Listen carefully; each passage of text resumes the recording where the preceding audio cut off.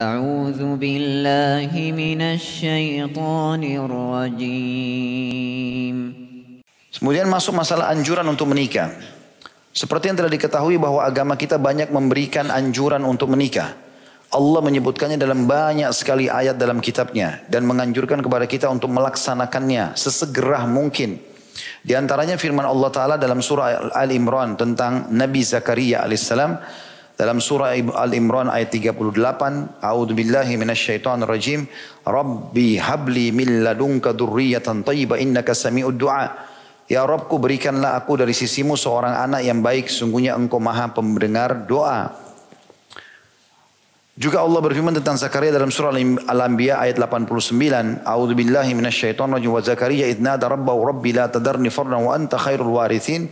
Dan ingatlah ketika Zakaria tak kala ia menyuruh Rabbnya dan mengatakan, ya Rabb kami, janganlah engkau membiarkan aku hidup seorang diri dan engkaulah pewaris yang paling baik.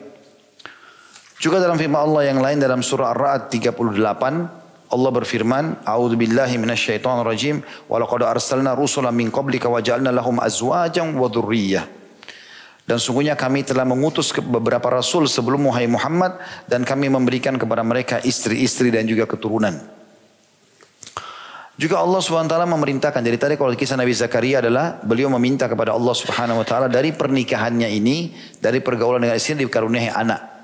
Maka penulis mengangkat ini sebagai istidlal, salah satu dalil bahwasanya perintah dalam Al-Quran ya, menyebutkan tentang kisah Zakaria ingin anak dari istrinya adalah kisah tentang pernikahan.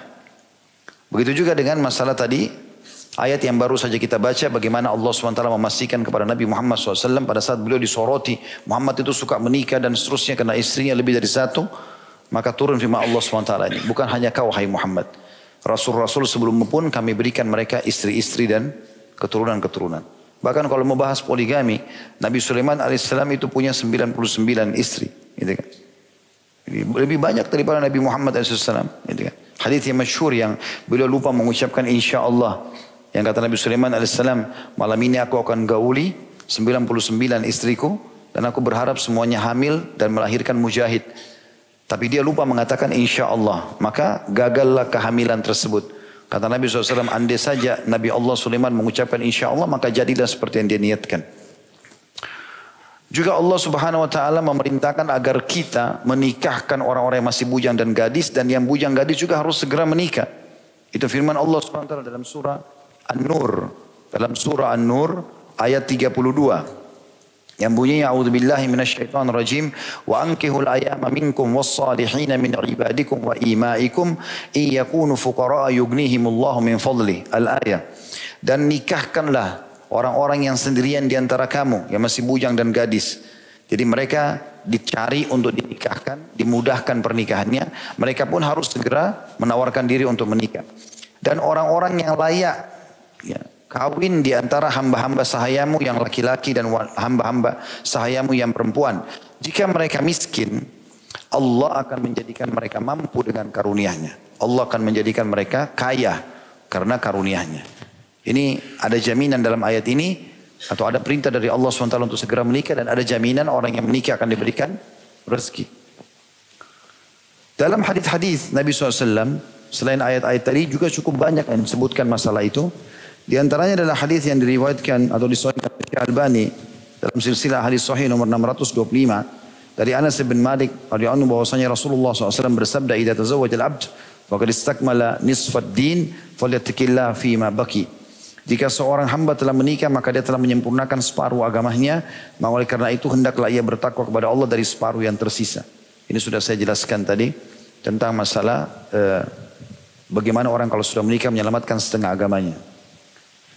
Juga Nabi SAW memotivasi orang menikah, tapi dengan bahasa yang menyentuh dari sisi yang lain, adalah sabda beliau yang masyhur diriwayatkan oleh Tirmidzi nomor 244 dan hadis ini hasan. Juga Al-Hakim sebutkan dan mengatakan sanadnya sahih di jilid 4 halaman 357. Kata baginda Nabi SAW, "Man waqahu Allahu syarra tsnaini walajal jannah ma baina lahyaihi wa ma baina rijlaihi." Barang siapa yang dipelihara oleh Allah dari keburukan dua perkara, niscaya dia akan masuk surga. Yang pertama, apa yang terdapat di antara kedua tulang dagunya, maksudnya mulutnya, tidak sembarangan dia ngomong. Dan yang kedua ini yang berhubungan dengan pernikahan, apa yang berada di antara kedua pahanya, maksudnya kemaluannya. Jangan dia berzina, tapi dia menikah. Gitu. Kata beliau, jadi masuk ke dalam surga itu wahai saudaraku, karena engkau memelihara dirimu dari keburukan apa yang ada di antara kedua kakimu atau kemaluanmu. Dan ini dengan cara menikah atau berpuasa bagi yang tidak mampu. Saudaraku yang budiman, kata beliau, pernikahan adalah sarana terbesar untuk memelihara manusia agar tidak terjatuh ke dalam perkara yang diharamkan Allah. Seperti zina atau liwat atau terjemahannya homoseksual. Dan juga masuk lesbian dan seterusnya. Dan selainnya. Penjelasan mengenai ini akan nanti disampaikan di bab-bab setelahnya. Nabi SAW menganjurkan kita dengan sabdanya untuk menikah dan mencari keturunan. Sebagaimana diriwayatkan oleh Abu Umamah radhiyallahu anhu, tazawwaju fa inni mukathirun bikumul umam yaumal qiyamah wa la takunu karahbaniyatin nasara. Menikahlah kalian semua, tidak terkecuali muslim, apakah dia gadis, apakah dia bujang, apakah dia janda, apakah dia duda, ya. Karena sungguhnya aku akan membangga-banggakan jumlah kalian kepada umat-umat lain pada hari kiamat. Dan janganlah kalian seperti pendeta Nasrani. Hadis ini riwayat Baihaqi jilid 7 halaman 78. Dan ini tentu dikuatkan oleh Syekh Albani. Dikatakan bahwasanya hadis ini bisa dipegangi karena banyak hadis pendukungnya. Nabi SAW menganjurkan kita dalam banyak hadis agar menikah dan melahirkan anak. Beliau menganjurkan kita mengenai hal tersebut dan melarang kita hidup membujang. Karena perbuatan ini menyelisihi sunnahnya. Jadi pernah ada 3 orang sahabat berikrar di masjid. Karena mereka merasa ibadahnya sangat tinggi. Maka mereka ingin ibadah yang tidak umum orang buat. Maka mereka bilang satu sama yang lain, ayo kita ke rumah Nabi SAW. Mungkin di rumah Nabi ada informasi ibadah yang belum kita tahu. Di luar rumah kita sudah tahu semua Nabi buat apa. Mereka datang ke rumah Nabi SAW lalu tanya. Ternyata Aisyah menjelaskan, kalau Nabi SAW di rumah seperti laki-laki seseorang antara kalian. Dia penuhi hajatnya sendiri atau dia membantu keluarganya. Bahkan Nabi SAW pernah menjahit sendiri sendalnya yang putus. Maka mereka seakan-akan menganggap ingin informasi yang lain. Seakan-akan mereka anggap ini kok cuma seperti ini ya. Maka tiga-tiganya berikrar di masjid. Dan didengar oleh sahabat-sahabat Nabi yang lain. Yang satu bilang mulai sekarang saya tidak mau tidur malam hari. Mau sholat tahajud sepanjang malam. Ya, pagi kalau ngantuk baru tidur, malam tidak ada tidur lagi supaya tidak seperti umum orang buat. Mulai habis ba'diyah isya tahajud sampai pagi.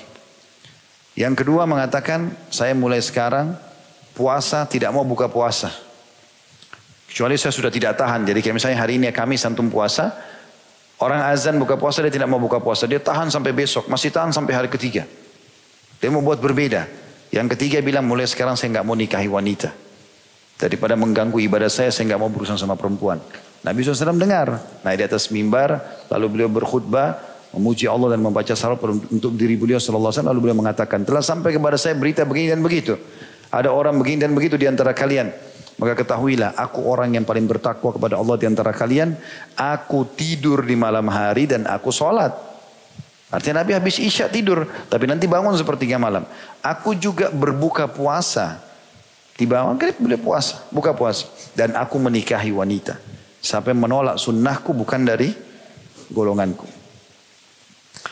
Kata beliau, saya kemukakan kepadamu saudaraku yang budiman sejumlah hadis yang menunjukkan hal itu. Yang pertama, nikah adalah sunnah para rasul.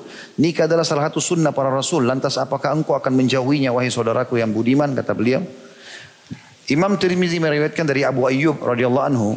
Ia menuturkan bahwa Rasulullah SAW bersabda, arba'un min sunanil mursalin, al-haya'u wa ta'attur, was-siwaku wa nikah.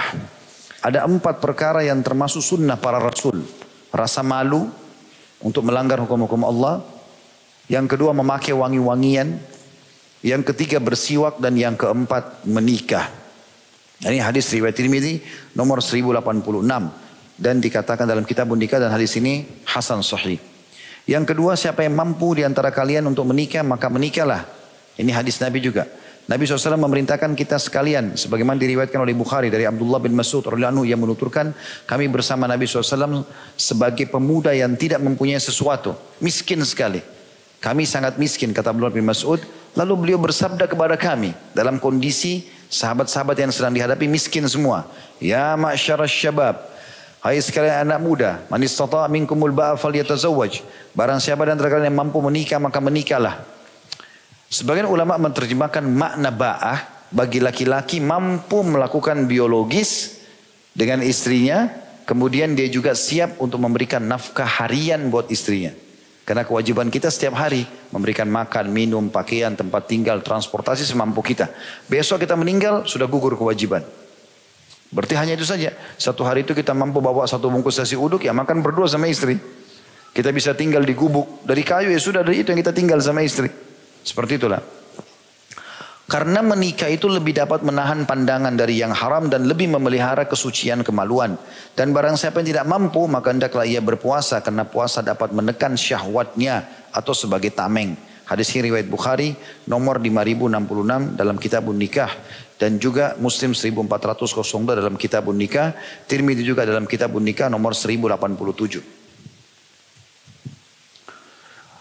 Ada di bagian bawah pensyarah kitab Tuhfatul Ahfadhi, bukunya Ibnu Qayyim, berkata al-ba'u dalam hadis asalnya dari bahasa Arab berarti jima, yang diambil dari kata al-maba'ah yang berarti tempat tinggal juga. Mampu dalam hadis ini memiliki dua makna, mampu berjima dan mampu memikul beban nikah, tadi memberikan nafkah itu.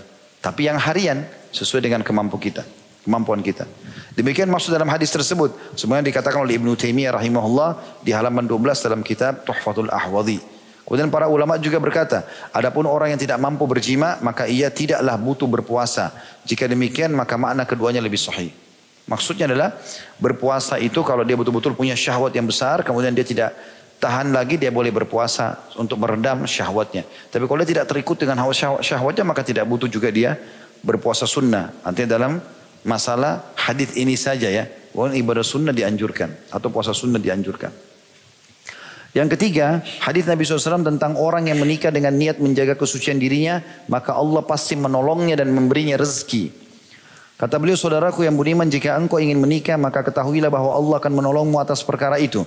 At-Tirmidzi meriwayatkan dari Abu Hurairah radhiyallahu anhu bahwasanya Rasulullah SAW bersabda, "Thalathatun haqqun 'alallahi aunuhum, al-muqatabul ladzi yuridul ada, wan nakihul ladzi yuridul afaf, wal mujahidu fi sabilillah." Sudah masuk waktu? Ada 3 orang yang pasti akan ditolong oleh Allah. Artinya diberikan rezeki dan penuhi kebutuhannya. Yang pertama, seorang budak yang ingin menebus dirinya dengan menyicil kepada tuannya, namanya mukatab. Jadi kalau sekarang zaman ini tidak ada. Kalau zaman dulu ada budak, kalau kita beli di pasar berbudakan, kita bisa dia bisa menebus dirinya. Misal dia katakan pada tuannya, saya mau bebas, bagaimana caranya? Tuannya bilang, kau bayar 10 juta. Majikannya bilang, kau cicil, bayar 10 juta. Dia bilang, saya bisa tapi cicil sebulan 1 juta. Jadi 10 bulan lunas gitu. Makanya namanya mukatab. Seperti kasus Salman Al-Farisi radhiyallahu anhu. Beliau pernah menjadi budak atau hamba saya di tangan seorang Yahudi. Dan dia minta ditebus, ya, Salman menebus untuk menjadi mukatab dengan 1000 pohon kurma. Kemudian yang kedua, orang yang pasti Allah tolong adalah orang yang menikah karena ingin memelihara kesucian kemaluannya, tidak berzina. Dan yang ketiga adalah mujahid di jalan Allah subhanahu wa ta'ala. Kita baca poin keempat baru azan insyaAllah. Yang keempat, menikahi wanita yang berbelas kasih dan subur atau banyak anak adalah kebanggaan bagimu pada hari kiamat. Kata beliau, saudaraku yang budiman, jika kamu hendak menikah, carilah dari keluarga yang wanita-wanitanya dikenal subur atau banyak anak dan berbelas kasih kepada suaminya. Maksudnya lembut, ramah. Karena Nabi SAW membanggakanmu mengenai hal itu pada hari kiamat. Berdasarkan diriwayatkan oleh Abu Dawud dari Ma'qil bin Yasar radhiyallahu anhu, yang menuturkan seseorang datang kepada Nabi SAW mengatakan, aku mendapatkan seorang wanita, dalam riwayat lain disebutkan memiliki kedudukan dan kecantikan. Orang ini kaya dan cantik, tapi ia tidak dapat mempunyai anak atau mandul. Apakah aku boleh menikahinya? Kata orang itu kepada Nabi SAW. Maka beliau SAW menjawab, tidak. Kemudian dia datang kepada beliau untuk kedua kalinya, tapi beliau melarangnya. Kemudian dia datang kepada beliau yang ketiga kalinya, maka beliau melarangnya. Lalu beliau berkata, nikahilah wanita yang berbelas kasih lagi banyak anak, karena aku akan membanggakan jumlah kalian pada hari kiamat. Hadis ini sahih diriwayatkan Abu Daud nomor 2050. Dan tentu ini cara melihat wanita itu berbelas kasih atau tidak adalah dengan cara melihat umumnya sifat keluarga. Kalau seseorang ingin menikah dengan orang lain, kalau dia mau tahu bagaimana nanti keturunannya, maka cukup dia melihat jalur ayahnya saja. Jadi misalnya jalur ayah saya dan jalur ayah istri saya, itu nanti akan menurunkan fisik paras wajah, rambut, warna kulit, postur tubuh kepada anak-anak. Sementara jalur ibu saya dan jalur ibu istri saya itu akan menurunkan karakter atau sifat secara umum global. Kalau misalnya keluarga itu kelihatannya banyak keturunannya, orangnya baik-baik, ya sudah cukup jadi patokan. Walaupun ada 1-2 keluarganya yang tidak baik. Dan ini sudah pernah saya jelaskan di salah satu tema di YouTube tentang masalah konsep ta'aruf Islami. Jadi cara ta'aruf dalam Islam itu melalui 4 hal saja, dan hari itu juga Anda sudah bisa menentukan calon pasangan. Yaitu yang pertama, melihat apa yang dibolehkan secara syar'i, tepatnya wajah dan telapak tangan. Kemudian bagi wanita tentunya, dan wanita juga boleh melihat wajah dan telapak tangan pria, tapi yang ditekankan adalah pria kepada wanita. Yang kedua, melihat keluarganya. Tadi saya bilang, dari keluarga ayah itu akan menurunkan nanti kepada keturunan kita fisik, paras wajah, warna kulit, rambut dan seterusnya. Dan dari jalur ibu akan keluar sifat-sifat atau karakter. Yang ketiga, kenali lingkungannya. Kita boleh pada saat ta'aruf awal atau berkenalan pertama, tanpa ada pelanggaran agama tentunya, menanyakan kegiatan dia apa yang dia lakukan. Misal, kalau lagi weekend, Sabtu Ahad, biasanya Anda ini buat apa saja? Oh, saya biasa ke diskotik, saya biasa ke bar. Ya sudah tahu orang. Oh, saya kalau hari Sabtu Minggu ada pengajian dekat rumah saya hadir. Ada orang tua saya yang sudah tua, saya bakti. Anda sudah bisa menilainya. Setelah 3 poin ini, hari yang sama, cukup yang keempat istikharah. Selebihnya tawakal kepada Allah Subhanahu wa Ta'ala. Ya, seperti itulah yang dilakukan oleh para sahabat ridwanullahi alaihim. Kemudian yang kelima kita tutup dengan poin ini tentunya. Dia kurang lebih ada 12 poin ya. Dalam hadis-hadis ini. Kita akan insya Allah jelaskan sampai di poin ke-6. Poin kelima adalah persetubuhan salah seorang dari kalian yang halal adalah sedekah atau pahala yang besar. Jadi setiap kali berhubungan biologis sudah mendapatkan kenikmatan dunia dan juga mendapatkan pahala yang besar. Kata penulis, saudaraku semuslim, aktivitas seksualmu dengan istrimu yang halal guna mendapatkan keturunan atau untuk memelihara dirimu atau diri istrimu, maka engkau mendapatkan pahala. Berdasarkan hadis yang diriwayatkan oleh Muslim dari Abi Dzar radhiyallahu anhu, bahwa sejumlah sahabat Nabi SAW berkata kepada beliau, wahai Rasulullah, orang-orang kaya telah mendapatkan banyak pahala, mengalahkan kami. Mereka melaksanakan solat sebagaimana kami solat, mereka berpuasa sebagaimana kami puasa, dan mereka dapat bersedekah dengan kelebihan harta mereka yang kami tidak bisa lakukan itu. Maka Nabi SAW bersabda, bukankah Allah telah menjadikan untuk kalian apa yang dapat kalian sedekahkan selain harta? Setiap tasbih yang diucapkan subhanallah dihitung sedekah. Setiap takbir Allahu Akbar adalah sedekah. Setiap tahmid alhamdulillah adalah sedekah. Setiap tahlil la ilaha illallah adalah sedekah. Menyeru kepada ma'ruf yang benar dan baik, perintah agama, maka sedekah. Mencegah dari mungkar, pelanggaran-pelanggaran agama adalah sedekah. Dan persetubuhan salah seorang dari kalian dengan istrinya atau pasangan halalnya adalah sedekah. Maka para sahabat bertanya, wahai Rasulullah, apakah salah seorang dari kami melampiaskan syahwatnya akan mendapatkan pahala? Maka beliau bersabda, bagaimana pendapat kalian seandainya dia melampiaskan syahwatnya kepada yang haram, zina? Apakah dia mendapatkan dosa? Maka demikian pula jika ia melampiaskannya kepada yang halal, maka dia mendapatkan pahala. Hadis ini riwayat Muslim nomor 1006. Imam Nawawi rahimahullah berkata, sabda Nabi SAW, persetubuhan salah seorang dari kalian adalah sedekah, dimutlakkan atas jima. Ini adalah sebagai dalil bahwa perkara-perkara mubah akan menjadi ketaatan dengan niat yang benar. Jima menjadi ibadah jika diniatkan untuk memenuhi hak istri dan mempergaulinya dengan baik sebagaimana Allah memerintahkan kepadanya. Atau diniatkan untuk mendapatkan anak yang soleh.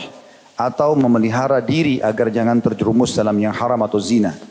Dari Abu Hurairah radhiyallahu anhu bahwasanya Rasulullah SAW bersabda, jika manusia mati maka amalnya terputus kecuali dari 3 perkara, sedekah jariah, ilmu bermanfaat dan anak soleh yang senantiasa mendoakannya. Hadis riwayat Muslim. Hadis ini memberikan gambaran kepada kita, kalau teman-teman sudah memahami tentang bobot besarnya dosa zina, dia adalah salah satu dari 7 dosa yang membinasakan. Bersederetan dengan syirik, sederetan dengan durhaka sama orang tua, riba, zina juga masuk dalamnya, gitu kan. Maka bagaimana besarnya kadar dosanya zina itu, begitulah juga nanti besarnya kadar pahalanya orang yang berhubungan biologis yang halal. Nah dalam poin ini, saya tidak tahu ke depannya apakah dibedah oleh penulis buku atau tidak. Bagi Anda yang sudah berumah tangga di sini, jangan pernah merasa jenuh dengan itu. Dan berusaha untuk selalu komunikasi sehat dengan pasangan halal. Bahasakan apa yang Anda inginkan selama itu boleh dalam agama. Dari jenis pakaian, penampilan, ya, bau badan, ya, kemudian apalah, ya, tata cara yang memang tata cara itu tidak ada haram dalam syariat. Nah dalam biologi semuanya halal kecuali meletakkan kemaluan di kemaluan pada saat haid dan nifas, atau meletakkan kemaluan di dubur. Ya. Selain daripada ini, maka masuk dalam istimta atau menikmati yang dihalalkan. Makanya tradisi sahabat di Mekah, orang-orang Mekah, kalau biologis mereka biasa melakukan variasi dalam biologis itu. Ya mereka di atas, istrinya di atas, kadang-kadang dibalik segala macam, mereka lakukan variasi itu. Masyarakat Madinah tidak terbiasa, wanitanya hanya tidur di bawah, suaminya di atas. Mereka tidak mengenal variasi-variasi itu. Maka waktu sahabat-sahabat hijrah dari Mekah ke Madinah, ada di antara mereka yang menikah dengan wanita Madinah. Waktu menikah, mereka mau terapkan cara biologis Mekah. Maka wanita Madinah menolak, tidak mau. Nah, tidak terjadi biologis, dan ini menjadi masalah dalam rumah tangga tersebut sampai didengar oleh Nabi SAW. Waktu itu didengar oleh Nabi SAW, turun ayat Al-Quran khusus bicara masalah itu. A'udzubillahi minasyaitonirrajim. Nisa'ukum harthun lakum fa'atu harthakum anna syi'tum wa qaddimu li anfusikum. Al-ayat. Istri kalian adalah ladang kalian, datangilah semau kalian. Silakan bervariasi. Allah turunkan Al-Quran begitu. Ya, dan dahulukan diri kalian. Apa yang kalian inginkan lakukan. Maka sudah semestinya kata ulama, bagi suami istri menutup semua pintu syaitan dalam masalah ini, memunculkan bau badan, memunculkan bau mulut, munculkan kata-kata kasar, menghilangkan gairah pasangan, ini semua dilarang dalam agama. Sebaliknya, membangkitkan semua itu adalah hal yang dibolehkan.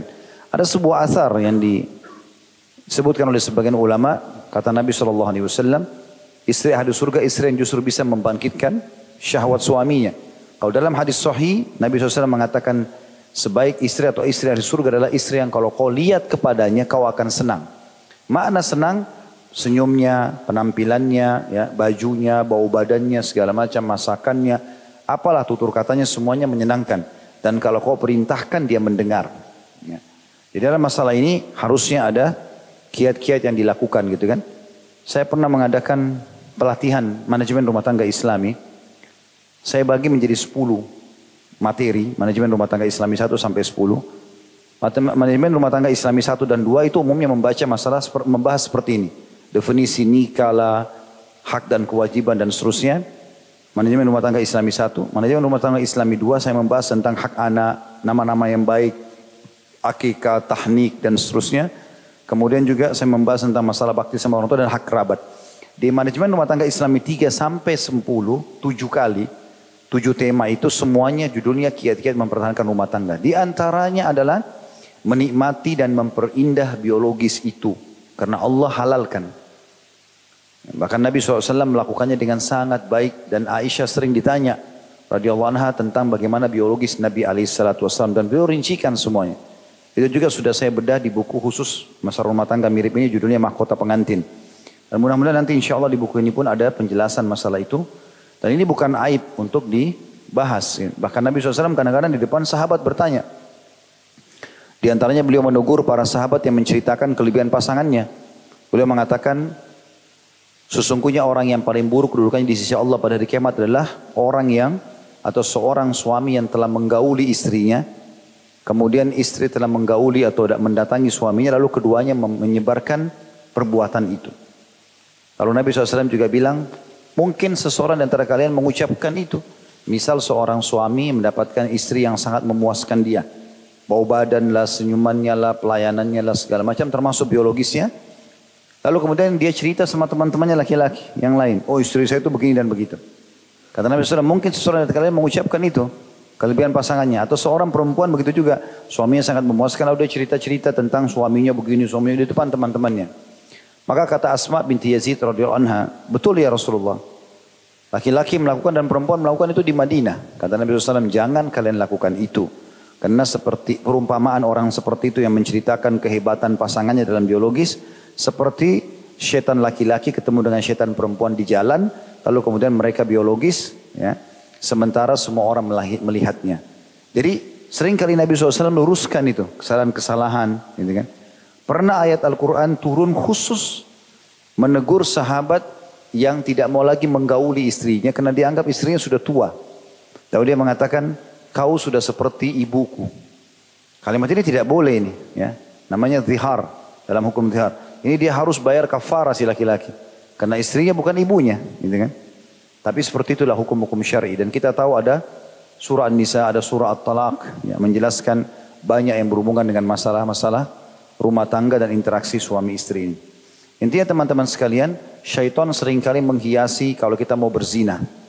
Mungkin orang yang kita temani itu orang yang jelek, orang yang akhlaknya buruk, naudzubillah pelacur-pelacur atau laki-laki yang tidak benar, tapi syaitan membangkitkan syahwat kita sama mereka. Sementara pasangan kita yang sudah halal, di rumah, udah bersih, mungkin di pandangan orang sangat cantik atau sangat gagah, tapi syaitan mengelabui kita dengan cara menutupi itu. Makanya seringnya melakukan aktivitas biologis dengan pasangan ini akan menepis semua was-was syaitan itu. Mirip dengan kalau antum biasakan sholat malam, maka godaan syaitan akan menipis di situ. Dia nggak bisa lagi goda kita. Yang dia bisa goda orang yang jarang sholat malam. Sehingga tetap malas. Seperti itulah. Karena sudah menjadi sebuah kebiasaan. Maka harus hati-hati teman-teman sekalian. Hidupkan suasana ini. Sampai Abdullah bin Umar radhiyallahu anhu, bagi yang sudah menikah perlu memahami riwayat ini. Beliau saking rutinnya melakukan biologis halal sama pasangannya. Sampai-sampai kalau beliau berbuka puasa, beliau habis makan kurma 3 butir, minum air putih, sholat maghrib, balik langsung biologis dengan istrinya. Untuk mengambil pahala yang besar dari biologis halal ini karena dia seimbang dengan dosa zina yang haram. Yang keenam, maaf, dalam tadi saya perlu tekankan juga dalam pelatihan yang saya sampaikan itu, saya mengadakan pelatihan dan ternyata banyak sekali ikhwat dan akhwat yang ikut pelatihan itu dalam rumah tangga. Kami nginap misalnya di luar kota, Jumat sampai Ahad. Kemudian nanti ada pelatihan-pelatihan di situ. Saya coba buat pelatihan, bagaimana saya ingin tahu apakah memang sudah diterapkan atau tidak dalam rumah tangga. Ternyata hampir mayoritasnya tidak pernah lakukan itu. Saya siapkan meja di hotel itu. Kemudian di situ di atas meja ada saya tulis tulisan kata-kata untuk mengucapkan sayang, mengucapkan rindu, mengucapkan cinta. Mengajak biologis dengan bahasa jelas pada pasangan. Menggodahnya atau merayunya dengan bahasa-bahasa yang tidak ada haramnya, itu ternyata nggak diucapkan oleh banyak ikhwat dan akhwat. Mereka tidak pernah ucapkan pada pasangannya. Sudah 10 tahun berumah tangga. Saya tempelkan kertas di meja, saya wajibkan dalam pelatihan untuk mengucapkan dan sambil melihat pasangannya. Ada orang subhanallah menikah sekian lama tidak pernah menikmati muka pasangannya. Pasangannya ngobrol, dia lihat tembok. Lalu apa gunanya istrinya atau suaminya di sebelah? Gitu kan? Syaitan mengelabui dia. Atau pada saat dia biologis, dia mengkhayalkan orang lain karena banyak tontonan yang ada.